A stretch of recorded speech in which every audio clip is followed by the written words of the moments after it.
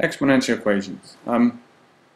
If we have an equation and it has a variable that is an exponent, then we consider this an exponential equation.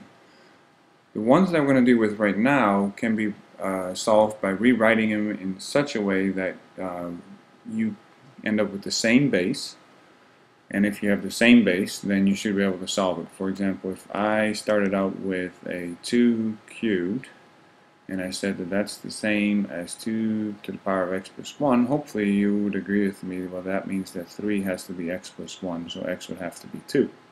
Well, that's what we want to head towards, but we don't initially start with that because 2 and 16 clearly don't have the same base. But if this is solvable without like logarithms, because that's the other way that you can solve this, then 16 has to have something to do with 2, which it does.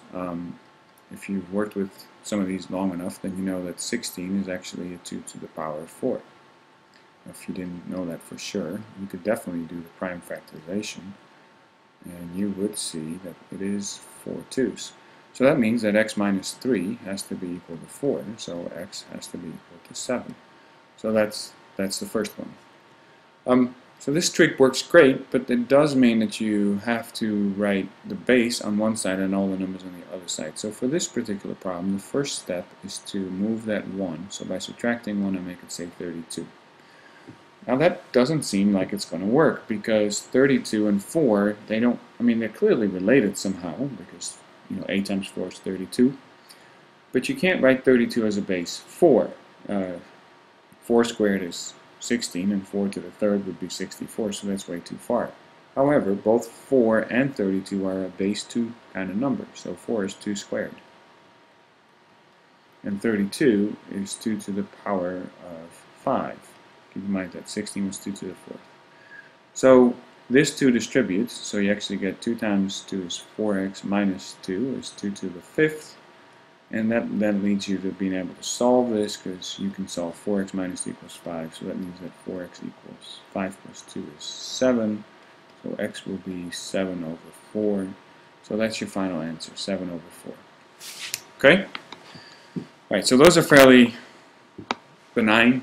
It just takes a little bit getting used to and rewriting and looking for some patterns. We can make that sort of complicated as well. So here is a 5 to the power of t plus 3 times 5t plus 1. So the first thing that jumps out to me here is that I have a 5 to the power of t, and then I have the same thing over here, but I have it sort of twice. So I'm going to write that as a 5 to the power of t times 5 to the first equals 400. Okay? That means 5 to the power of t is common.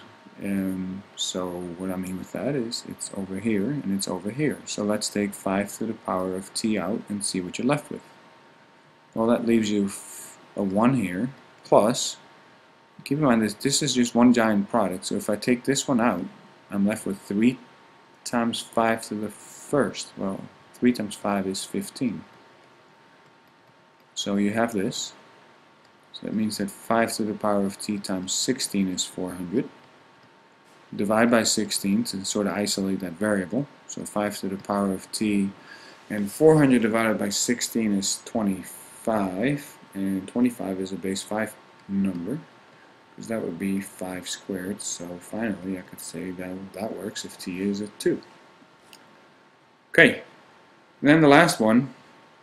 So the last one's a bit tricky. It's a little mean, because this is actually factorable. And the reason that you can sort of maybe see this is because of the structure of this, except, we would like, what if, well, this should be a 2, so that would be a p squared, and then this should just be just a p to the first, and then maybe then it would be factorable. So we're going to rewrite it so that it actually sort of looks like a square. So right now this is a p to the power of 1. So can I rewrite p to the power of 1 as p to the power of a half squared, and then minus 13 p to the power of a half plus 36. Okay, hopefully you can see that 2 times a half would be 1. So that should work. So to make this a little bit easier maybe initially, I'm going to say that p to the power of a half is an x.